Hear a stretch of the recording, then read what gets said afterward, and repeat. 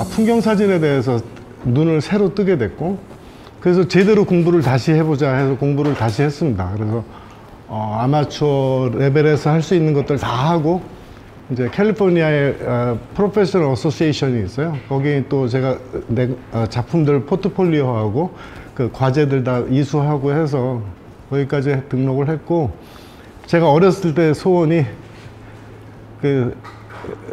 나이 먹으면 사진만 해야지, 그런 결심을 했었어요. 왜냐면 직장 다니고 사업하다 보면 날씨 좋은 날, 막 구름 좋은 날 석양 찍으러 가야 되는데 못 나갈 때 그 안타까움 여러분도 아시죠? 그래서 내가 50만 되면 모든 거 다 때려치고 사진만 하고 싶어, 그렇게 살다가 정말 그렇게 됐습니다. 제가 한국의 지사로 일을 하러 다시 나왔다가 이제 계약이 끝나고 그때가 50대였어요. 그래서 사진 해야 되겠다. 그래서 처음에 사진을 그렇게 여러분들하고 똑같이 아마추어 시절을 다 겪었고, 그래서 여러분들의 마음을 누구보다도 더 잘 안다고 자부할 수 있을 것 같아요. 근데 이제 그때 제가 느꼈던 게 뭐냐면, 이제 혼자 하는 것보다는 이런 워크숍이나 이런 교육장소에 오셔가지고 또 영감도 얻고, 저 사람은 저렇게 하는구나, 뭐 이런 것도 배우기도 하고, 그 다음에 뭐 가급적 권장사항이 있다면 아카데미에 오셔서 제대로 레슨을 받고 사진을 하시면, 뭐 예를 들어서 10번 나가서 깨달을 것을 레슨을 받고 나가서 몸소 경험을 하면 훨씬 더 흡수력이 빠르겠죠. 그러면 남들 10년 한 거를 한 1, 2년 사이에 마스터할 수 있는 그런 테크닉도 배우고, 테크닉을 배운 다음에는 이제 그 다음에는 나만의 사진을 만들어 나가고, 아마 그때부터 좀 그 작가라는 말을 들을만 할 정도가 되지 않을까, 그런 생각이 들어요. 그래서 오늘 여러분 오신 이 시간을 합하면 엄청난 시간이죠. 그래서 최대한 알차게 여러분들이 오늘 2시간 동안 여기 오길 잘했다, 2만 원씩이나 내고 오셨는데 본전 뽑으시려면 쇼핑하시고요. 인간의 원초적인 감성은 청각이 훨씬 더 우월하지 않는가, 시각보다는, 그런 생각이 드는데, 그래서 영화를 봐도 그렇죠. 여러분, 영화도 그 시각적인 요소와 음악적인 요소가 매칭이 됐을 때 그 영화에 대한 감동이 더 있을 수 있잖아요. 그래서 뭐 어떤 음악을 들으면 그때 내가 뭐 10년 전에 어떤 일이 있었어도 기억을 한다든지. 그래서 어떻게 보면 청각적인 면이 굉장히 어떤 예술적인 면에서 봤을 때는 굉장히 강한데, 근데 청각의 단점은 하나 있죠. 지나고 나가면 없어지니까. 근데 그림, 미술, 뭐 회화, 조각, 사진, 이거는 시각 예술이거든요. 그러니까 시각 예술인데 이게 생명력을 가지려면 어떻게 해야 될까요? 저는 지속력이라고 생각을 해요. 10년이 지나서 봐도 감동이 살아나는. 그래서 여러분들 어렸을 때 뭐 자식들 낳아보신 어르신분들도 계시는데, 손자들 보신 분들도 계실 것 같고, 사진 찍어주죠. 그죠? 그리고 장성한 아들을 보면서 옛날에 어렸을 때 내가 찍었던 사진을 보게 되면 그때 기억이 또 살아나고 그 감동이 살아나고. 그래서 시각적인 그런 예술이기 때문에 시각적인 예술을 얼만큼 설득력 있게 전달하느냐가 우리 사진가들이 해야 될, 어떻게 보면 그 책임이죠. 근데 아마 여러분들, 오늘 오신 여러분들 뭐 10분 중에 9분은 구도 구성이 참 어렵다라고 느끼셨던 분들이 많으실 거예요.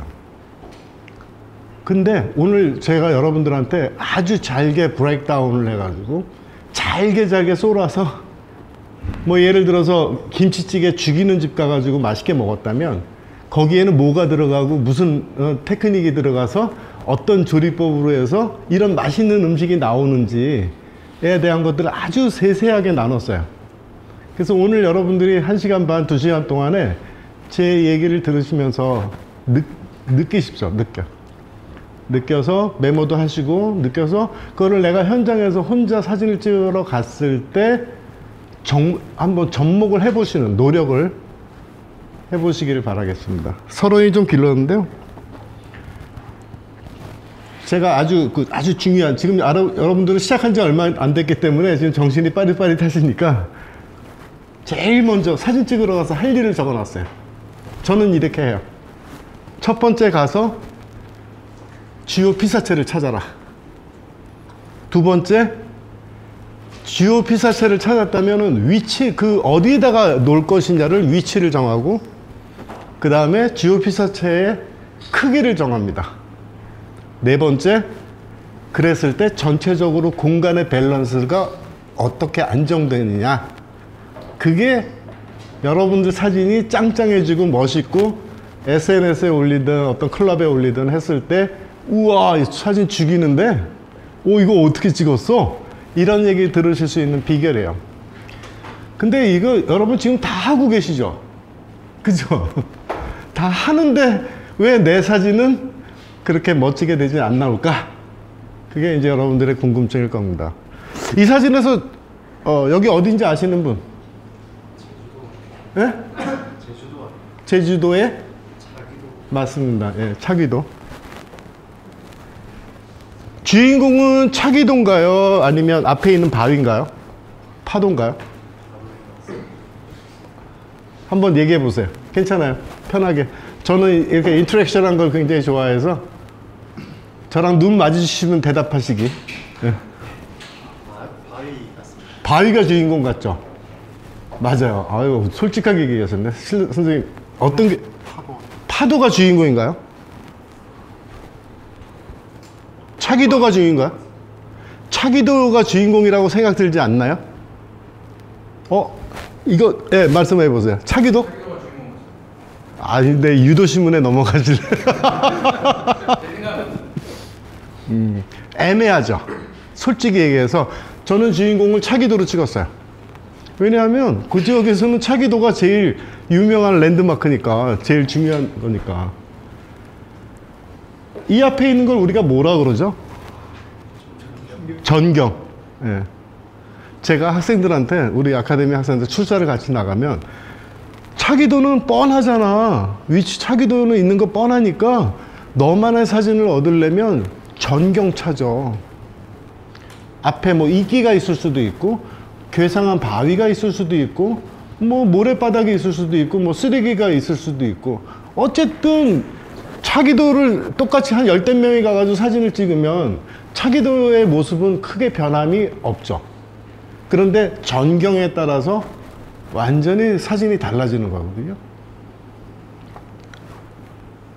그래서 제가 이 사진을 고르면서 여러분들의 반응이 되게 궁금했어요, 사실은. 근데 여러분들, 많은 분들이 여기가 주인공 같다고 느끼신 분들이 많으실 거예요. 그 이유가 뭘까요? 고개 끄덕거리셨으니까 한마디. 왜 저걸 주인공이라고 했을까요? 파도, 바위. 파도에서 힘이 느껴지죠. 힘이 있어서. 선생님 아까 요 앞에 파도라고 그러셨죠? 흐름이 더 눈에 딱 들어오니까. 사실은 덩어리가 커서예요. 이 전체 하늘 있고, 차기도 있고, 바다 있고, 검은 여들 있고, 파도가 있고. 근데 이 덩어리가 얘보다 크기 때문에 주인공이라고 생각하는 거예요. 이따가 수많은 사진들한테, 여러분들한테 예제를 보여드리면서 머릿속으로 이해를 하시게끔 도와드리겠지만, 자, 그래서 저는 어떻게 했느냐. 주요 피사체도 중요하지만 나는 그런 역동적인 이날 파도가 장난 아니었어요. 아주 끝내줬어요. 그래서 이 장면을 조금 더 많이 집어넣으려고 전체적인 화면의 구성 중에서 거의 절반을 전경에다가 할애를 했어요. 사실은 조금 많이 한 거는 사실이에요. 하지만 나는 이 파도가 넘실거리는 이 표현을 하고 싶었기 때문에 이렇게 했어요. 왜냐하면 얘는 누가 봐도 차기도는 걸 아니까. 에펠탑이라면 누가 봐도 에펠탑이잖아요. 그죠? 그래서 주요 피사체의 위치를 한쪽에다가 몰아놓고 그 다음에 그래서 이 공간의 밸런스가 사진에서 굉장히 중요합니다. 굉장히. 다른 샘플 사진 한번 보여드릴까? 자, 그 다음에 우리가 사진 찍으러 갔을 때 고려해야 될 요소들. 1번 리딩 라인 많이 들어보셨죠? 선생님, 리딩 라인이 뭔가요? 예를 들면 도로 같으면 도로가 이렇게 쭉 끌어갈 때 그런 선, 시선을 이렇게 끌고 가는 시선을 끌어주는 선. 네. 리딩이 이끌어가는 걸 리딩이라 그러잖아요. 이끌어가는 선. 근데 뭐를 위해서? 그게 중요하죠. 주제를 위해서. 네? 그 중심이 되는 주제를 위해서. 중심을 위해서. 주인공을 위해서. 주인공을 돋보이게 만들어주고서 시선을 이끌어준다 그래서 리딩 라인인데, 여기에서는 지금 선이 보이시나요? 이것도 선이고 요것도 선이죠. 그래서 사진을 여러분 찍으실 때 요 5가지는 항상 머릿속에 있어야 됩니다. 한번 읽어보실까요? 시작. 점, 선, 면, 명, 암. 이게 사진에 어떻게 보면 알파요 오메가며 진리요 생명이니라. 여러분들 사진 찍을 때 그렇게 선에 대해서 생각해 보신 적 있나요? 이런 아까 말씀하신 그런 가로수 길이라든지 그러면 소실점이 생기죠. 원근법에 의해서. 그랬을 때 그 소실점이 있는 곳에 무언가 주인공이 있다면, 그리고 전봇대도 선들이 이렇게 쫙 있다면, 근데 그 선은 시작점은 점이에요. 점이 모이면 선이 되고 선이 모이면 면이 됩니다. 그 면은 사각형일 수도 있고 삼각형일 수도 있고 O형일 수도 있고, 그래서 보통 저는 쉐입이라고 표현을 하는데, 여러분들 한 분 한 분이 저는 지금 다 점이에요. 그래서 이렇게 보면 점이 이렇게 이어져서 선이 생깁니다. 선. 그리고 선들이 이렇게 모이면 그게 쉐입이에요. 내 앞에 펼쳐져 있는 장면에 점선면 명암이 어떤지는 알면서 사진을 찍으셨으면 좋겠어요. 그게 생각을 담은 풍경사진. 그동안에는 어떻게 그냥 관념적으로 찍으셨다면 좀 내 눈으로 관찰을 잘 하실 필요가 있습니다. 포토그래피라 그러죠. 포토는 빛이고 그래피는 그림이고, 빛으로 그리는 그림. 이 얘기 굉장히 많이 들으셨죠. 그래픽. 여러분 그 중학교 때 왜 방정식 배울 때 뭐 2차 그래프 그려보세요 뭐 이렇게 나오죠. X축 Y축 해서. 그 그래프가 원래는 선이에요, 개념이. 그런데 그게 곡선이냐 직선이냐 뭐 이렇게 뭐 동그라미냐 이렇게 나눠지는 거고, 그게 모여서 결국은 쉐입이 된 거죠. 전경 어떻게 한번 넣어보려고, 하늘이 아무리 좋아도 그런 경향들이 좀 있어요. 근데 이거는 뭐 반반이죠, 반반. 그래서 사람이 키로 아무리 높게 해봐야 뭐 그렇게 하이앵글은 되지는 않아요. 드론을 날리진 않는 이상. 하지만 아까 얘기했듯이 전경을 집어넣는 쪽으로 이렇게 각도를 내리면 하이앵글입니다. 여기서 제가 말씀드리고 싶은 앵글을 조정하는 방법. 여러분들 사진 찍으러 가시면 대부분 다 10명 9분이 딱 가서 다 포인트 딱 자리 잡으세요. 그러면 딱 봐가지고 딱 삼각대 딱 생기죠. 그 다음에 카메라 장비 세팅하고 촬영을 하죠. 거기에서 가장 기본의 높이가 뭘까요? 눈높이. 아이레벨. 저는 이제 아이레벨을 우선시를 시켜요. 그 아이레벨을 하는 이유가 뭘까요? 기본이니까? 아니 근데 왜 기본이? 네? 익숙한 광경? 저는 그렇게 표현해요. 여러분들이 관광 가서 풍경을 볼 때 서서 보지 이러고 보지 않죠. 그죠? 서서 본 감동이 있었다면 그 감동을 고스란히 내 사랑하는 가족과 친구들한테 보여줘라. 그 보편 타당성 있게. 그래서 아이 레벨을 굉장히 중요시 여깁니다. 그런데 어떤 일부 몇몇 분들은 꼭 가슴 높이에다 놓고 찍으시는 분들 계세요. 왜 그런 줄 아세요? 모르죠. 옛날 카메라들이 다 가슴 높이였어요. 햇셀브라도 이렇게 봐야 되잖아. 이렇게 못 보잖아. 그래서 나는 이게 너무너무 좋아. 뭐 이게 여기보다 여기가 더 좋아. 그러는데 사실은 뻥이야. 여기나 뭐 대자연을 담는 풍경 사진에서는 큰 차이는 없어요.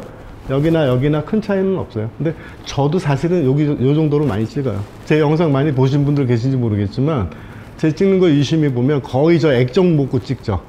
이렇게 내쳐놓고. 편해요. 세팅하기가 편해. 아이 레벨은 뷰파인더 봐야 되잖아. 나는 뷰파인더 보고 찍는다. 한번 손 들어보세요. 나는 LCD 많이 본다. 손 안 드신 분은 그냥 감으로 찍으세요? 손 들기 귀찮아요? 그럼 앞으로 발 들려고 할게요. 저도 LCD 요즘 많이 봐요. 근데 우리 옛날에 뭐, 저는 니콘만 썼었으니까 옛날에는. 뭐, D810 요럴 때까지만 해도 액정이 안 움직였어요. 요즘 사람들은 이거 움직이는 게 당연하다고 생각하겠지만 옛날 카메라들은 액정이 있는 것만으로도 고마웠던 시절이지. 그 다음 뷰파인더만 있던 액정이 없었던 옛날 필름 때는 뭐 뷰파인더로 볼 수밖에 없었죠. 원근감은 뭔가요? 막상 말하려니까 거리가 좀 이제 좀 거리가 느껴. 아니 우리 여러분들은 젊은 세상 분들은 한자를 안 배워보셨죠? 멀 원자, 가까울 근. 원근감이라고 한다는 것은 가까운 것과 먼 것의 크기의 차이를 얘기해요. 예를 들어서 제가 이러고 쳐다보면 선생님은 저랑 제일 가까이 있죠. 맨 뒤에 모자 쓰신 분은 저랑 멀어요. 근데 사실은 키는 저 뒤에 분이 더 크시고 체격이 더 커. 그런데 내 앞에 있는 일렬에 계신 분이 훨씬 더 덩치가 커 보이는 거죠. 그게 원근감입니다.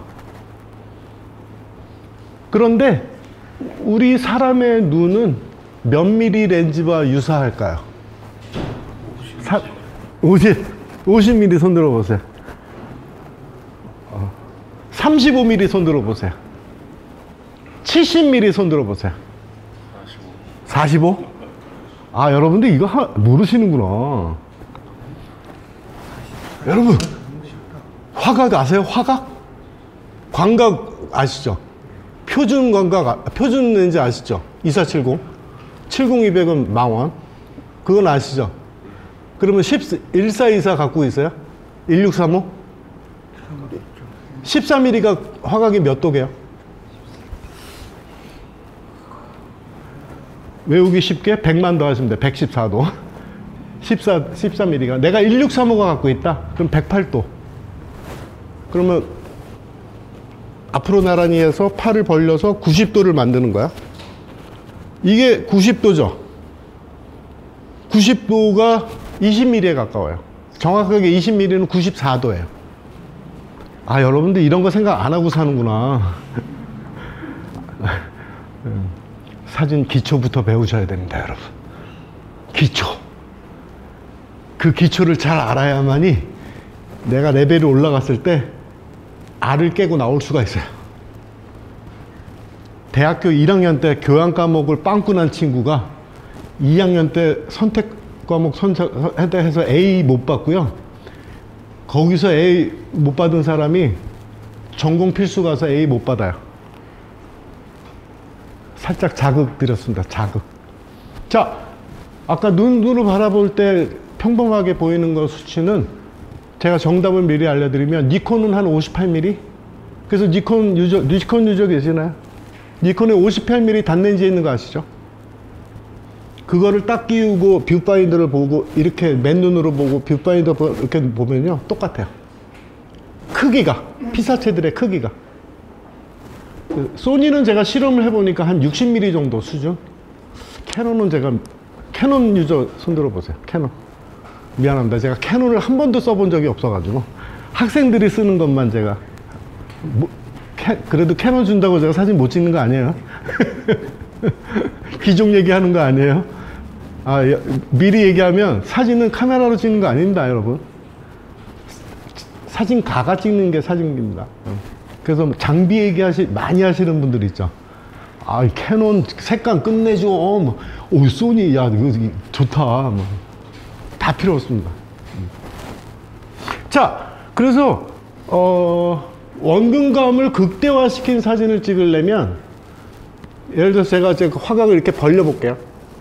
한 114도로 벌렸다고 치면, 앞에 계시는 분이 이만해지고요. 저 뒤에 계신 분은 이만해져요. 이게 원근감의 극대화예요. 그러다가, 가까이 올 필요는 없지. 이렇게 해놓고 한번 해보자. 자, 180도죠, 지금. 내가 지금 50견이 와가지고. 이렇게 한번 내려보세요. 이제 보이기 시작해. 위는 좀 더 내려와. 이제 보이기 시작해.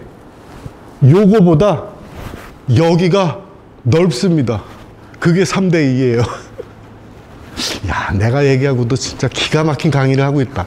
여러분 태어나서 이런 얘기 처음 들어보죠? 아마 평생 저 아니면 못 들으실 내용들이에요. 근데 저는 미국에서 이 교육을 받았어요. 아주 펀더멘털한 교육이에요. 왜 3:2가 좋은지. 잘난 척 한번 했습니다. 자, 그래서 우리 카메라, 모든 카메라래. 모든 카메라 회사들은 3:2 비율을 하는데, 아까 말씀하셨던 것처럼 필름 시절부터 3:2였어요. 근데 브라운관은 4:3이었어. 그런데 헐리우드에서 영화 찍을 때 3:2로 하자. 그래서 처음에 3:2로 필름이 만들어지기 시작했던 거예요. 사진기가. 그러면서 스틸 카메라도 당연히 3:2로 시작을 했고, 그러다가 다음으로 바뀐 게 뭘까요? 여러분들 지금 쓰고 있는 모니터? 안 나와? 말을 해. 파노라마? 지금 파노라마 쓰세요? 집에서? 비싼 거 쓰신다. 와이드? 그렇지. 16:9. 여러분, 16:9가 우리나라 텔레비 언제 처음 시작했는지 아세요? 모르시죠? 몇 년생이세요? 실례지만. 86년생? 우리 큰애가 94년생이에요. 제 기억에 우리 큰애 태어나고 얼마 안 있다가 삼성에서 16:9 브라운관 텔레비가 처음 나왔어요. 그게 94년이에요. 브라운관이에요? 브라운관으로. 액정도 아니에요. 브라운관으로. 그래가지고 제가 그때 제가 방송국을 다니고 있었는데 그게 들어온 거야. 근데 제가 MBC에서 약간 PD 생활을 조금 했었거든요. 그때 당시 300 얼마였었어요. 그때 월급이, 일반 대기업 월급이 한 100만 원 요럴 때. 어쨌든. 그래서 16:9가 나오면서 그 텔레비가, 그래서 샀어요. 근데 방송국에서는 16:9 방송을 안 해. 한 1년 있다가 그걸 시작하더라고요. 어쨌든. 그래서 그 이후에 태어나신 분들은 태어나면서 16:9 비율을 보다 보니까 16:9 비율을 엄청나게 자연스럽게 접하죠. 이제 모든 모니터가 다 16:9잖아. 그래서 여러분 3:2 비율로 사진 찍은 거를 딱 풀 스크린을 해놓으면 옆에가 잘리잖아. 그죠? 그래서 요즘 분들은 어떻게든 16:9로 트리밍 하려고 하시는 분들 되게 많더라고요. 그 다음에 16:9는 넓어졌다가, 그러면 3:2 비율보다 조금 작은 거 들어간 게 몇인가요? 하셀브라드 쓰시는 분? 없구나. 하셀브라드가 좋은 카메라예요. 네.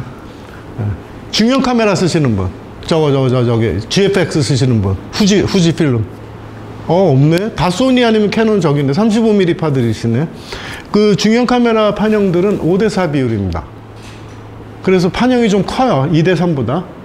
그래서 센서 값 때문에 좀 비싸죠, 카메라가. 네. 아무도 안 써, 진짜? 아, GFX 욕해도 괜찮죠? 저한테 한번 후원을 들어왔었어요. 한번 써보시라고. 근데 한 달, 두 달 쓰다가 돌려줬어요. 비싸기만 하고. 일단 제일 마음에 안 들었던 건 렌즈가 너무 비싸. 그리고 너무 무거워. 그 다음에 1억 화소, 뭐 화소수는 큰데 내가 보기에는 클 이유가 별로 없어요. 자, 그런 게 포맷이에요. 그 얘기를 왜 하냐면, 내가 사진을 찍을 때, 요거는 16대 9가 좋겠는데, 요거는 그냥 3대 2가 완벽해. 그런 날도 있고, 이런 날도 있고, 한 번 더 올려와야 되나 보다, 한 번 더 찬스를 노려야 되나 보다, 이렇게 생각을 해야지, 그거들 하늘을 리플레이스먼트를 하는 거는 저는 4살 깎아먹기다. 예를 들어서 제가 비밀의 정원, 지금은 재미없어졌지만, 비밀의 정원에서 사진 찍은 걸 가지고 제가 국제전에서 수상을 했어요. 그 심사위원이 하는 말이, 이렇게 아름다운 데가 있느냐. 그 사진은 여기 없는데 나중에 기회가 있으면 보여드릴게요. 저는 그 순간을 만날 때의 희열과, 그 얘기하니까 또 생각나요. 이게 자꾸 제가 얘기 왔다 갔다 해서 미안한데, 벌써 딴짓 하시는 분들이 계시나? 요즘 유행하는 말 중에 그 포토가즘이라는 말이 있어요. 오르가즘하고 포토하고 섞였어. 3번의 포토가즘이 있어요. 언제냐면 좋은 장면 만났을 때. 아니, 죽을 똥 살똥 해가지고 설악능선, 공룡능선에 올라가서 찍으려고 그러는데 운해가 없으면 그게 되겠어요? 말이 안 되겠죠. 근데 막 운해 쫙 끼고 막 비 내리고 막 장난 아니야. 그때의 흥분감 여러분들 다 이해하시죠? 2번째, 찍고 나서 결과물을 봤을 때 희열감. 3번째, 집에 가서 컴퓨터에 넣어서 현상하고 나서 최종 결과물을 바라봤을 때 그 희열감. 그 3번의 포토가즘이 있습니다. 어떻게 보면 그것 때문에 사진 계속 하는 것 같아. 그 짜릿함 때문에. 그죠? 그래서 보통 우리 풍경사진은 여명 때 사진을 많이 찍고요, 석양 때 많이 찍고, 야경 때 많이 찍습니다. 그래서 해가 뉘어뉘어 져서 이제 골든아워, 블루아워, 뭐 해 떨어지고, 그 다음에 야경 찍고, 오늘 은하수 찍는 날인 거 아시죠? 오늘 저는 은하수 찍으러 가요. 이거 끝나고 은하수 찍고, 이제 별 찍다가 아침에 여명 올라오면 찍고, 해가 올라오면 안녕 하고 집에 오는 거죠. 그래서 낮에는 사진을 안 찍습니다. 낮에는 왜 안 찍을까요?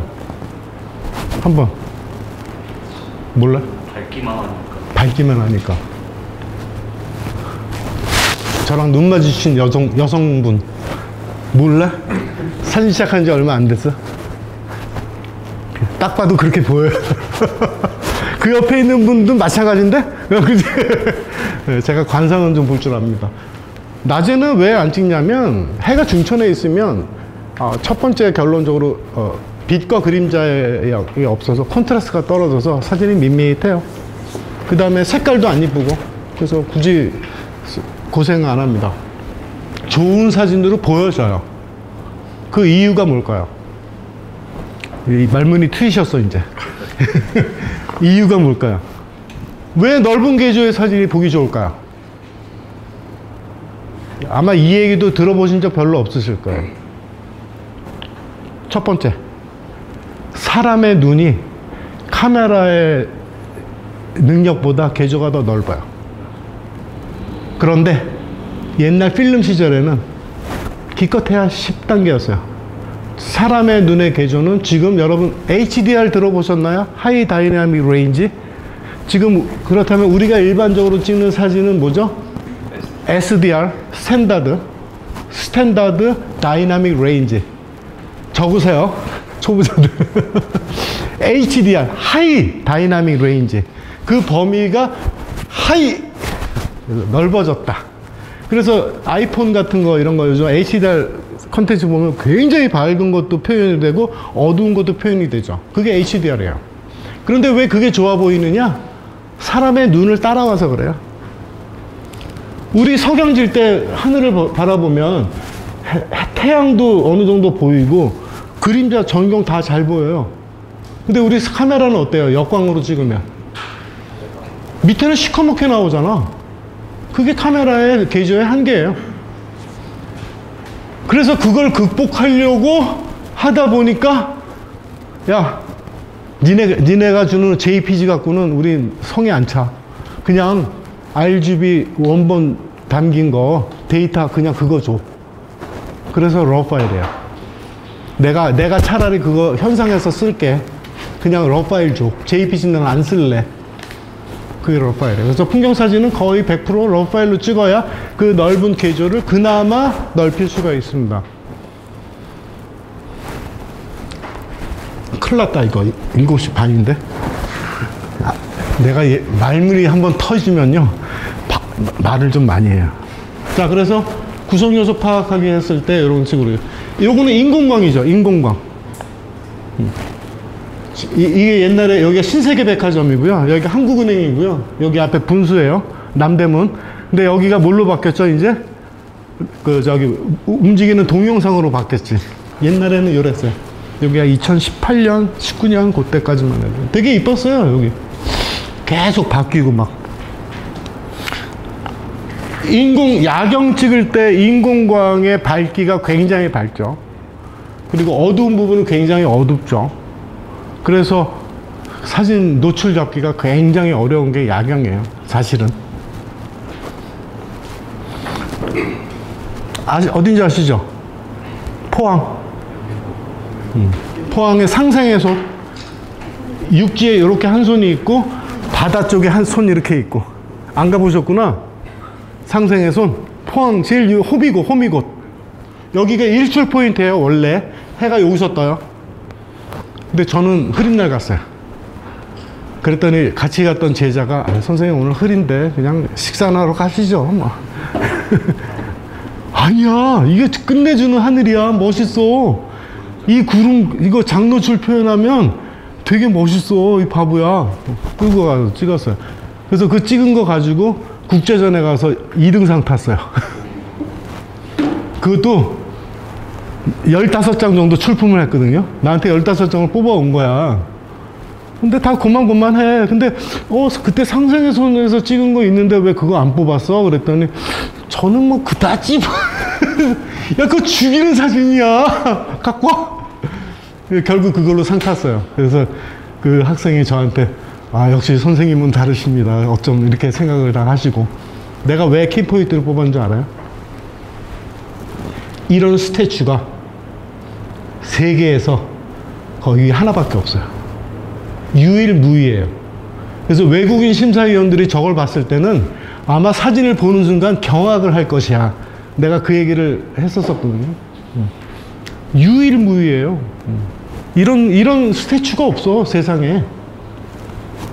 거기에다가 톤도 이쁘고. 제 거랑 거의 비슷한데 나는 출품 안 했지. 그래서 선생님이니까 좀 격식을 갖춘다고 너 해. 그런데 상 탔어요. 같은 날 구름이 조금 덜 했을 때 요것도 괜찮죠? 구름이 또 드라마틱 하잖아, 그죠? 그래서 제가 얘기하고 싶은 건 뭐냐면, 풍경사진가는 자연이 주는 만큼 담아오세요. 내가 오늘 갔을 때 이런 조건이면 거기에 최선을 다해서 거기에 자연에 순응을 해서 그거를 겸허하게 담아 오시는 게 여러분들 사진 생활에 유익합니다. 내가 생각했던 장면이랑 아니야, 에이 오늘 안 해, 뭐 그래도 돼요. 그래도 되는데 조금 더 능동적으로 하게 되면 그런 자세가 좋습니다. 여기 어딘지 아시는 분? 응? 무의도? 무의도는 저기 아니고 여기는 실안 선상 카페. 아시는구나. 경남 사천.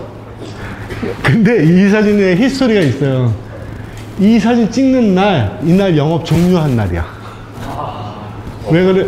난 모르고 갔는데 가서 이제 커피 한 잔 팔아주려고 갔더니 오늘이 마지막이에요 선생님, 그러는 거야. 이쁜데 왜? 그랬더니 여기서 이제 다리가 저기 부실해서 인명사고 날까봐 폐쇄 명령이 돼서 요 뒤에다가 새로 짓는데, 그래서 그 뒤에 새로 짓는 다음에 갔는데 그 정체는 이제 없어요.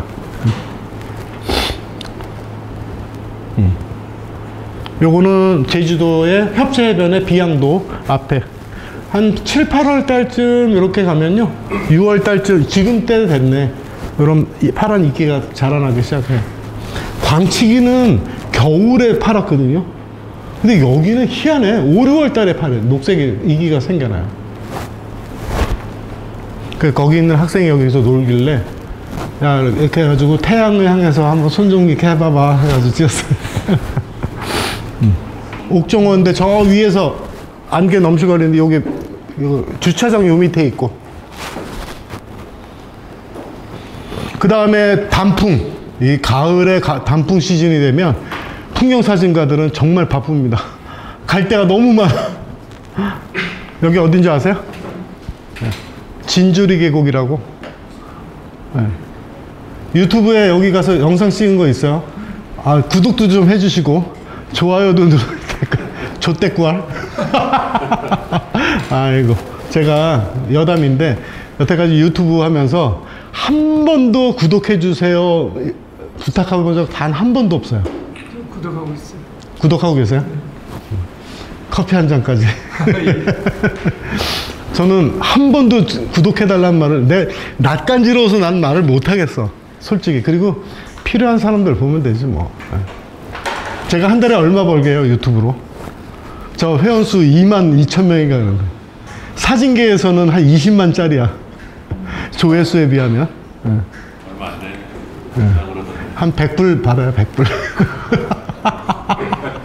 그래서 아유, 내가 이걸 받느니 뭐 그냥 무료로 할까 해서 한번 광고를 다 뺀 적이 있어요. 그때 또 어떤 소문이 도냐면, 아, 저분은 저기 딴 데서 스폰서십을 받기 때문에 그거 광고 안 하는 거래, 뭐 또 이런 얘기까지 날더라고. 그래서 아, 적당히 광고도 있어야 되겠구나. 그러고 있어요. 예, 방태산 3단 폭포. 예, 여기는 선운사 도솔천. 이 단풍은 어떻게 보면 물론 캐나다도 단풍도 좋고 북반부 뭐 남반부 다 단풍 시즌은 다 좋지만, 사진가들한테 가장 사랑받는 계절인 이유가 뭘까요? 컬러풀하기 때문입니다. 컬러풀. 나 세상에 이런 거 찍고 흑백으로 변환하는 사람이 있더라고. 그래가지고 내가 그냥 멱살을 잡았어. 당신은 흑백이 좋아. 다음 은하수. 은하수 멋있죠? 네.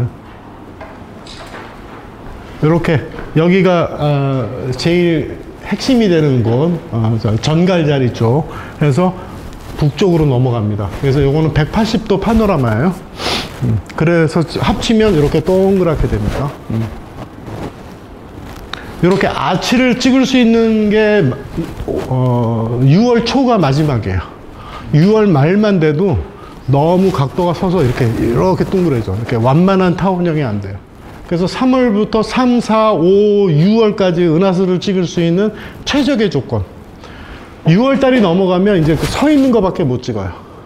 이런 아치를 찍을 수가 없어요. 여기가 어디냐면, 여기 원래는 들어가면 안 되는데 몰래 들어갔어요. 한라산 CC예요.